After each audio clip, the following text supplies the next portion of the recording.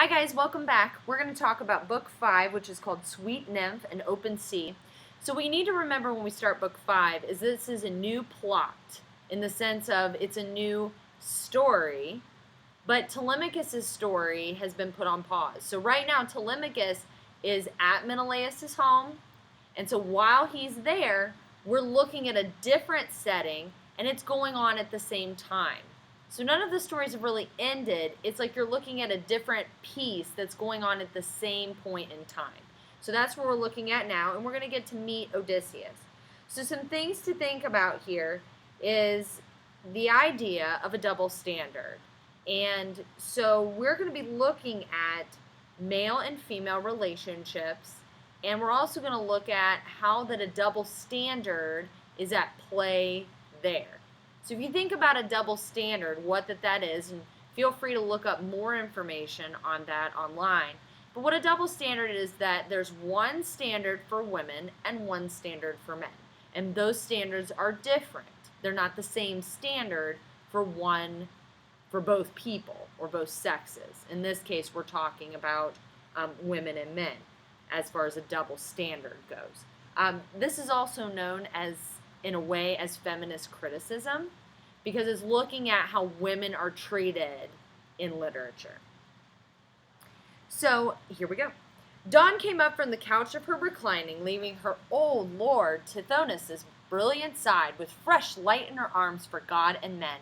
And the master of heaven and high thunder, Zeus, went to his place among the gods assembled, hearing Athena tell Odysseus' woe.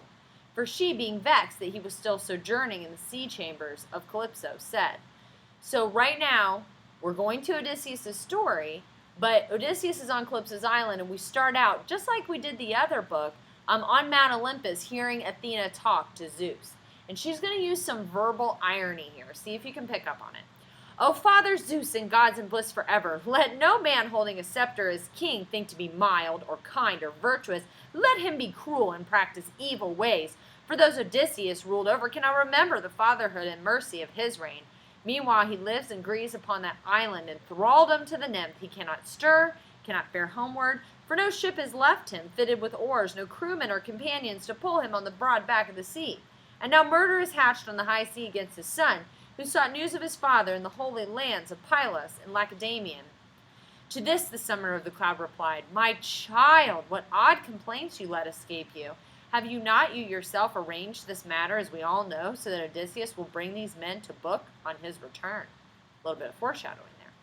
And are you not the one to give Telemachus a safe route for sailing? Let his enemies encounter no one, and row home again. So basically here, Athena and Zeus are having a conversation, and Athena is saying to Zeus, well, Odysseus was a good man, he was a kind man, and look where he is now. So why should any king be good? Okay, but it's verbal irony because she doesn't actually mean, that let all kings be cruel. What she's saying is that if you're good, this is obviously what you get, so why even make the attempt to be honorable?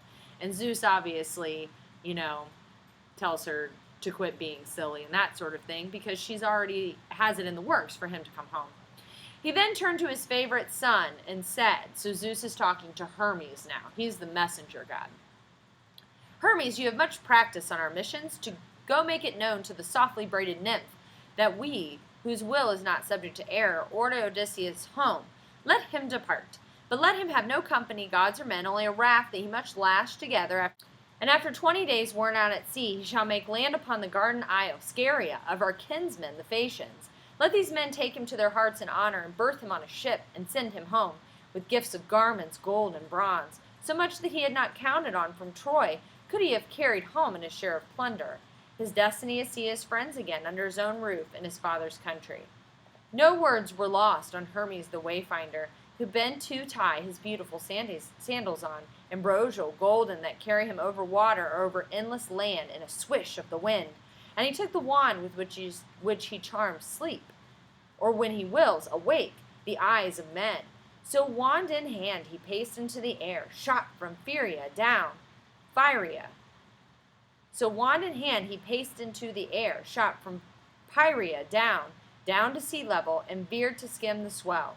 A gull patrolling between the wave crests, the desolate sea will dip to catch a fish and douse his wings. No higher above the whitecaps, Hermes flew until the distant island lay ahead.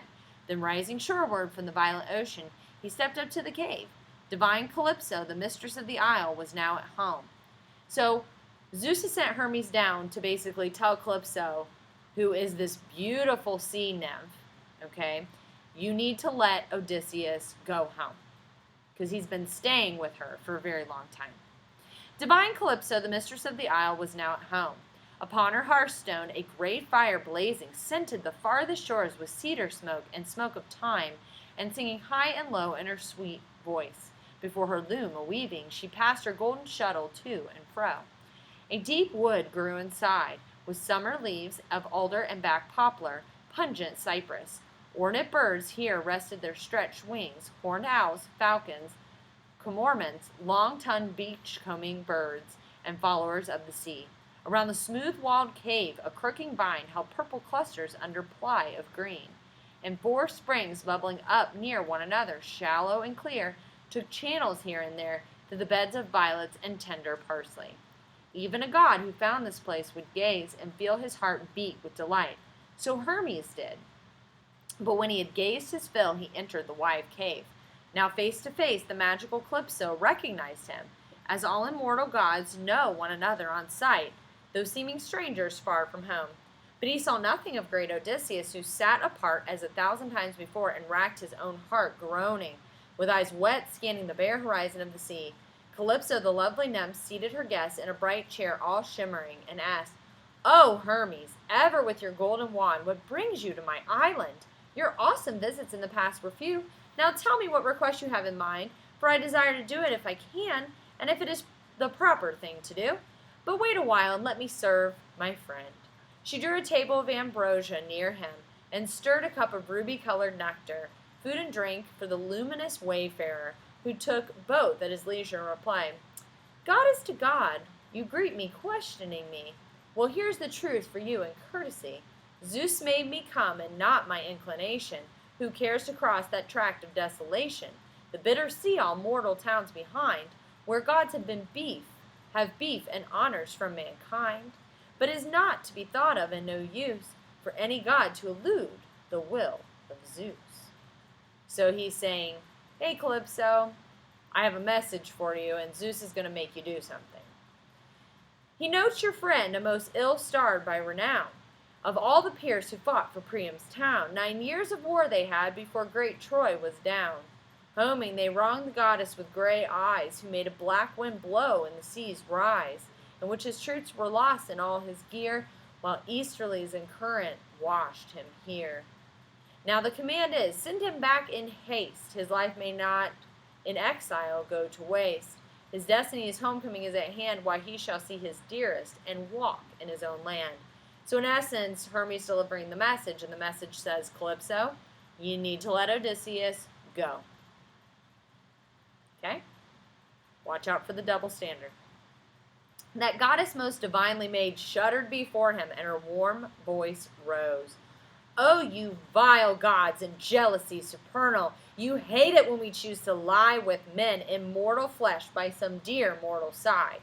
So radiant dawn once took to bed Orion, until you easeful gods grew peevish at it, and holy Artemis, throned in gold, hunted him down, and Delos with her arrows. Then Demeter of the tasseled tresses yielded it to Iason, mingling and making love in a furrow 3 times plowed, but Zeus found out and killed him with a white-hot thunderbolt. Now you grudge me too, my mortal friend," meaning you grudge me my Odysseus. "But it was I who saved him, saw him straddle his own keelboard, the one man left afloat when Zeus rent his wide ship with chain lightning, and overturned him on the wine-dark sea. Then all his troops were lost as good companions, but wind and current washed him here to me. I fed him and loved him, and sang to him, so that he should not die, nor grow old ever, in all the days to come. But now there's no eluding Zeus's will. If this be ordained by him, I say, so be it. Let the man strike out alone on the vast water. Surely I cannot send him. I have no long-oared ships, no company to pull him on the broad back of the sea. My counsel he shall have, and nothing hidden, to help him homeward without harm." So two things here. One, why did Zeus, as Calypso says it, when Zeus rent his wide ship with chain lightning. So we'll find out later how Odysseus got to Calypso's island, but that's just kind of a peek ahead at what that is. So back to the idea of the double standard. Calypso is looking at Hermes, and she's saying to him, okay, you're going to make me give up Odysseus, who I saved, and I've fed, and I've clothed, and I've taken care of, okay? And, yeah, I love him. I sleep with him, where they have a sexual relationship. But that's no different than you gods, because we've talked about before how Zeus definitely has sexual relationships outside of his, we'll call it a marriage, to Hera, okay? And she gives all these examples of other times that the gods, male gods, have looked at female relationships when the female gods take on a male lover that's mortal, and how that they either kill them or they, as she puts it, grow peevish at it. But it's a different thing if the male gods take on a female mortal lover. But we all know Zeus is all-powerful, so Calypso really can't do anything about it. She has to do what Zeus is asking her to do, or she will see his wrath. So to this the Wayfinder made answer briefly. So this is Hermes talking. Thus you shall send him then, and then show more grace in your obedience, or be chastised by Zeus. Meaning, like, you have to do this, and you better do it with a smile, otherwise Zeus is not going to be happy with you. And the strong god, glittering, left her side as he spoke. And now her ladyship, having given heed to Zeus's mandate, went to find Odysseus in his stone seat to seaward, tear on tear, brimming his eyes. The sweet days of his lifetime were running out in anguish over his exile, for long ago the nymph had ceased to please. Though he fought shy of her in her desire, he lay with her each night, for she compelled him.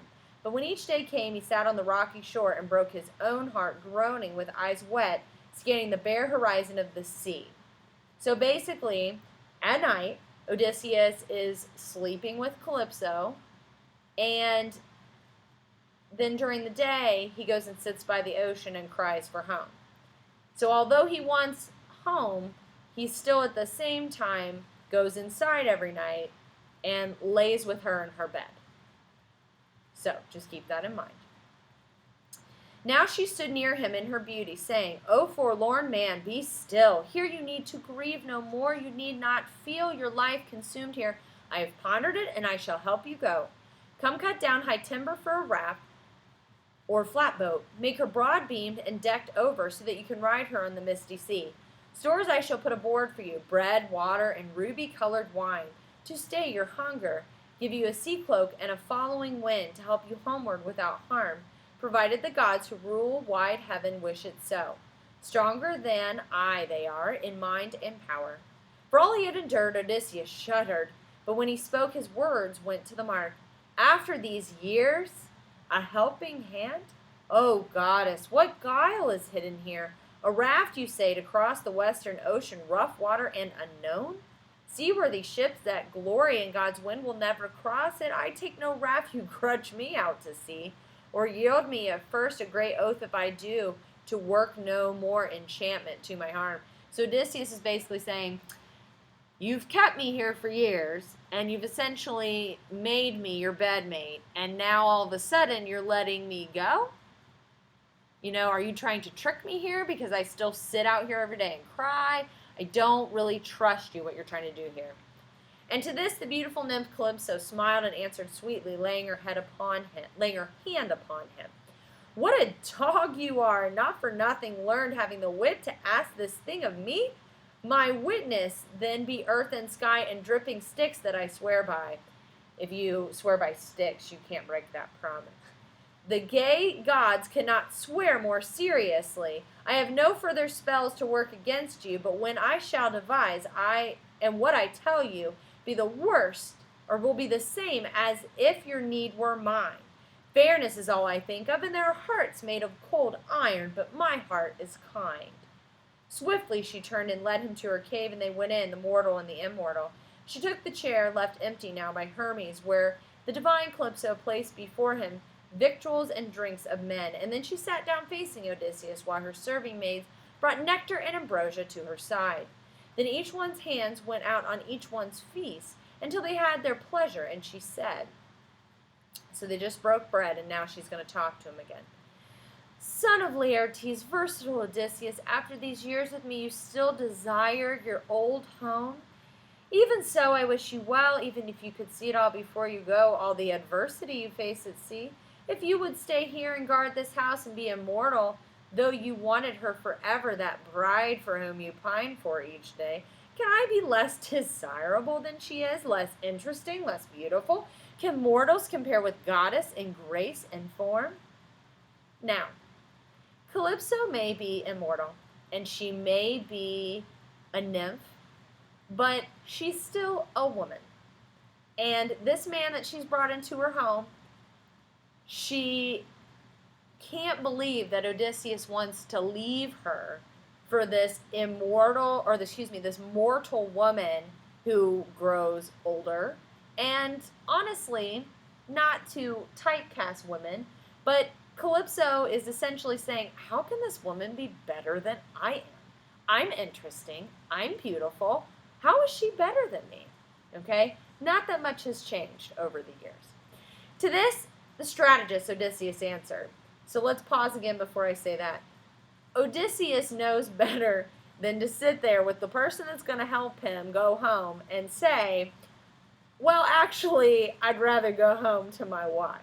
So I actually love her, and even though I sleep with you, I'd rather go home to her. But Odysseus knows not to say something like that, because then he might actually not get home, because he doesn't know that Zeus has willed it. So Odysseus says, you're my lady goddess. There is no cause for anger. My quiet Penelope, how well I know, would seem a shade before your majesty. Death and old age being unknown to you, why, she must die. Yet it is true, each day I long for home, long for the sight of home. If any god has marked me out again for shipwreck, my tough heart can undergo it. What hardship have I not long since endured in sea or at battle? Let the trial come. So here he's looking very honorable, like, she's a shade compared to you, Calypso, but I just want to go home. He's a smart man. So as he spoke, the sun set. Dusk drew on, and they retired, this pair, to the inner cave to revel and to rest softly, side by side. So even though Odysseus has proclaimed his desire to go home, and he spent the whole day crying outside, they eat, they drink, and then they go to bed together. So even though these things are happening, Odysseus is still entering into this relationship. So keep that in your mind as far as the male-female standard, as far as what marriage means, as far as, what you do and do not do in a marriage.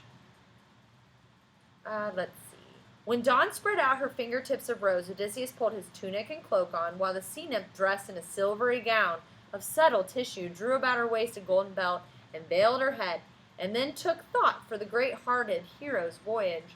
A brazen axe head first she had to give him, two-bladed and agreeable to the palm, with a smooth-fitting haft of olive wood. Next, a well-polished adze, and then she led him to the island's tip, where bigger timber grew, besides the alder and poplar, tall pine trees, long dead and seasoned, that would float him high. Showing him that place, her stand of timber, the loveliest of nymphs, took her way home. So even though she's going to show him where the timber is, she's not going to help him build the boat to go. Now the man fell to chopping. When he paused, 20 tall trees were down. He lopped the branches, split the trunks, and trimmed his puncheons true. Meanwhile, Calypso brought him an auger tool, to which he drilled through his planks, then drove stout pins to bolt them, fitted side by side. A master shipwright, building a cargo vessel, lays down a broad and shallow hull, just so Odysseus shaped the bottom of his craft, meaning he's making a good boat. He made his decking fast to close-set ribs before he closed the side with longer planking. Then he cut a mast pole and a proper yard and shaped a steering oar to hold her steady. He drove long strands of willow in all the seams to keep out waves and ballasted with logs. As for a sail, the lovely nymph Calypso brought him a cloth so he could make that too. Then he ran up his rigging, halyards, braces, and hauled the boat on rollers to the water. This was the 4th day, when he had all ready. On the 5th day she sent him out to sea. But first she bathed him, gave him a scented cloak, and put on board a skin of dusky wine, with water in a bigger skin, and stores, boiled meats and other victuals, in a bag. Then she conjured a warm land breeze to blowing, joy for Odysseus when he shook out sail. Now the great seaman, leaning on his oar, steered all the night unsleeping, and his eyes picked out the Pleiades, the laggard plowman, and the great bear that some have called the wain, pivoting on the sky before Orion. All of the night, pure figures, she alone would never bathe or dip in the ocean stream. These stars the beautiful Calypso bade him hold on his left hand as he crossed the main. 17 nights and days in the open water he sailed before a dark shoreline appeared. Scheria then came slowly into view, like a rough shield of a bull's hide on the sea. But now the god of earthquakes, storming home over the mountains of Asia from the sunburned land, sighted him far away. The god grew sullen and tossed his great head, muttering to himself. So here we have that story coming back that we heard of before. Poseidon is angry at Odysseus. So now, and we'll find out later here in a couple books, but how it talked about that before, he sees Odysseus coming across the ocean, and Poseidon is like, oh, no, no, no, no. So this is what he does to Odysseus. He says, here is a pretty cruise. While I was gone, the gods have changed their minds about Odysseus. Look at him now, just offshore that island that frees him from the bondage of his exile. Still, I can give him a rough ride in, and will. Brewing high thunderheads, he churned the deep with both hands on his trident, called up a wind from every quarter, and sent a wall of rain to blot out land and sea in torrential night. Hurricane winds now struck from the south and east, shifting northwest in a great spume of seas, on which Odysseus' knees grew slack, his heart sickened, and he said within himself, rag of man that I am, is this the end of me? I fear the goddess told it all too well, predicting great adversity at sea and far from home. Now all things bear her out, the whole rondure of heaven hooded so by Zeus in a woeful cloud, and the sea raging under such winds. I am going down, that's sure. How lucky those Danaans were who perished on Troy's wide seaboard, serving the Arradii. Would God I too had died there, met my end that time the Trojans made so many casts at me, when I stood by Achilles after death. I should have had a soldier's burial and praise from the Achaeans, not this choking, waiting for me at sea, unmarked and lonely. He knows what's coming. A great wave drove upon him with a toppling crest. Check out this imagery. Spinning him round in one tremendous blow, and he went plunging overboard, and the oar haft wrenched from his grip. A gust that came on howling over the same instant broke his mast in two, hurling his yard and sail far out leeward. Now the big wave a long time kept him under, helpless to surface, held by tons of water, tangled too by the sea cloak of Calypso. Long, until he came up spouting brine, with streamlets gushing from his head and beard, but still bethought him, half drowned as he was, to flounder for the boat and get a handhold onto the bilge, to crouch there foiling death. Across the foaming water, to and fro, the boat careered like a ball of tumbleweed blown on the autumn plains, but intact still. So the winds drove this wreck over the deep, east wind and north wind and south wind and west, coursing each turn to the brutal Harry. But Ino saw him, Ino, Cadmos' daughter, slim-legged, lovely, with once an earthling girl, now in the seas, a Nereid, Leuctothea. Touched by Odysseus' painful buffeting, she broke the surface like a diving bird and rested upon the tossing raft, say. So she used to be a human, so she might have pity for Odysseus, not being able to survive this tumultuous storm in the ocean. So she sets out to save him. O forlorn man, I wonder why the earth-shaker Lord Poseidon holds this fearful grudge. Father of all your woes, he will not drown you, though, despite his rage. You seem clear-headed still. Do what I tell you. Shed that cloak, let the gale take your craft, and swim for it. Swim hard to get ashore upon Scaria yonder, where it is fated that you will find shelter. Here, make my veil your sash. It is not mortal. You cannot now be drowned or suffer harm. Only the instant you lay hold of the earth, discard it, cast it far, far from the shore, in the wine-dark sea, and turn away. So after she had bestowed her veil, the Nereid drove like a gull to the windward, where the dark waveside closed over her whiteness. But in perplexity, Odysseus said to himself, his great heart laboring, "Oh, damned confusion! Can this be a ruse to trick me from the boat for some god's pleasure?" He doesn't trust her because obviously, Poseidon and her are both people of the sea or gods of the sea, and so why would she want to help him? "No, I'll not swim. With my own eyes I saw how far the land lies that she called my shelter. Better do the wise thing as I see it. While this poor planking holds, I stay aboard. I may ride out the pounding of the storm, or if she cracks up, take to the water then. I cannot think through a better way." But even while he pondered and decided, the god of earthquake heaved a huge wave against him, high as a roof tree in an awful gloom. And a gust of wind hitting a pile of chaff will scatter all the parched stuff far and wide. Just so, when this gigantic billow struck, the boat's big timbers flew apart. Odysseus clung to a single beam, like a jockey riding, meanwhile stripping Calypso's cloak away. Then he clung round his chest the veil of Ino and plunged headfirst into the sea. His hands went out to stroke, and he gave a swimmer's kick. So his boat has blown apart.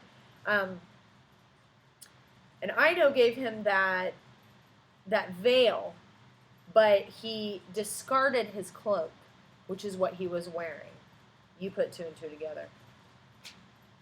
But the strong earth shaker had him under his eye, and Nadi said, "Go on, go on," Poseidon says. "Wander the high seas this way. Take your blows before you join that race the gods have nurtured. Nor will you grumble even then, I think, for want of trouble," meaning, this isn't the end of your difficulties, sir. Whipping his glossy team, he rode off to his glorious home at Aegae. But Zeus's daughter Athena countered him. She checked the course of all the winds but once, commanding them, "Be quiet and go to sleep," then sent a long swell running under a norther to bear the Prince Odysseus back from danger to join the Phaeacians, people of the sea. So now he's drifting in one direction because Athena calmed the storms. 2 nights, 2 days, in the solid deep swell he drifted, many times awaiting death, until the shining ringlets in the east, the dawn confirmed a third day. Breaking clear over a high and windless sea, and mounting a rounding wave, he caught a glimpse of land. What a dear welcome thing life seems to children whose father in the extremity recovers after some weaking and malignant illness. His pangs are gone, the gods have delivered him. So dear and welcome to Odysseus the sight of land, of woodland, on that morning. It made him swim again to get a foothold on solid ground. But when he came in earshot, he heard the trampling roar of sea on rock, where combers rising shoreward thudded down on the suckling ebb, all sheeted with salt foam. There were no covers or harborage or shelter, only steep headlands, rock-fallen reefs, and crags. Not a very nice place to land. Odysseus' knee grew slack, his heart faint, and heaviness came over him, and he said, "Oh, cruel turn this! Never had I thought to see this land. But Zeus has let me see it, and let me too traverse the wide ocean, only to find no exit from these breakers. Here are sharp rocks offshore, and a sea as smoother rushing around them, rock face rising sheer from deep water. Nowhere could I stand up on my 2 feet and fight free of the welter. No matter how I try it, the surf may throw me against the cliffside. No good fighting there. If I swim down the coast outside the breakers, I may find shelving shore and quiet water. But what if another gale comes on to blow? Then I go cursing out to sea once more. Or then again, some shark of Amphitrite may haunt me, sent by the genius of the deep. I know how he makes the earth. I know how he who makes the earth tremble hates me." During his meditation, a heavy surge was taking him, in fact, straight on the rocks. He had been flayed there, and his bones broken. Not Gray at Athena instructed him. He gripped a a rock ledge with both hands and passing, and held on, groaning as the surge went by to keep clear of its breaking. Then the backwash hit him, ripping him under and far out. An octopus, when you drag one from a chamber, comes up with suckers full of tiny stones. Odysseus left the skin of his great hands torn on that rock ledge as the waves submerged him. And now, alas, Odysseus would have perished, battered inhumanly, but he had the gift of self-possession from great-eyed Athena. So when the backwash spewed him up, again he swam out and long, and scanned the coast for some land spit that made a breakwater. Lo and behold, the mouth of a calm river at length came into view, with level shores unbroken, free from rock, shielded from wind, by far the best place he had found. But as he felt the current flowing seaward, he prayed in his heart, "Oh, hear me, Lord of the stream, how sorely I depend on your mercy. Derelict as I am by the sea's anger, is he not scared even to the gods, the wandering man who comes? If I have come in weariness before your knees, your waters, here's your servant, Lord, have mercy on me." Now, even as he prayed, the tide and ebb had turned, and the river god made quiet the water, different than Poseidon, drawing him into safety in the shallows. His knees buckled, his arms gave way beneath him, all vital force now conquered by the sea. Swollen from head to foot he was, and sea water gushed from his mouth to his nostrils. There he lay, scarce drawing breath, unstirring, deathly spent. In time his air came back into his lungs, and warmth around his heart. He loosened the veil, letting it drift away on the estuary, downstream to where white wave took it into Ino's hands to receive it. So now Odysseus has no cloak, and he has no veil. Then the man crawled into the river bank among the reeds, where face down he could kiss the soil of the earth in his exhaustion, murmuring to himself. So right now Odysseus is resting in the grass with no clothing on. What more can this hulk suffer, meaning his body? What comes now?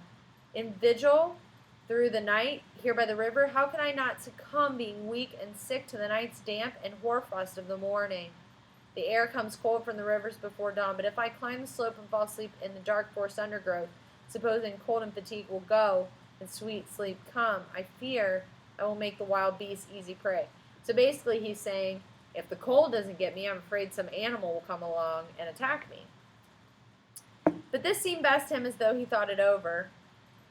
He made his way into a grove above the water in open ground, and crept under the twin bushes grown from the same spot, olive and wild olive, a thicket proof against the stinging wind or sun's blaze, fine soever the needing sunlight, nor could a downpour wet it through, so dense that the plants were interwoven. Here Odysseus tunneled and raked together with his hands a wide bed, for a fall of leaves was there, enough to save 2 men or maybe 3 on a winter night, a night of bitter cold. Odysseus' heart laughed when he saw his leaf bed, and down he lay, heaping more leaves above him. A man in a distant field, no hearth fires near, will hide a fresh brand in his bed of embers to keep a spark alive for the next day. So in leave Odysseus hid himself, while over him Athena showered sleep, so that his distress could end, and soon, in a quiet sleep, he sealed his cherished eyes. So Odysseus is now sleeping naked, but he has his leaf bed that he's made on top of him, and he is sleeping. He's tired, and he's beaten down, but Athena is still with him, and she puts him to sleep. And so Mr. Weaver will be hitting the next chapter, and he's going to tell you who finds Odysseus and ends up helping him out.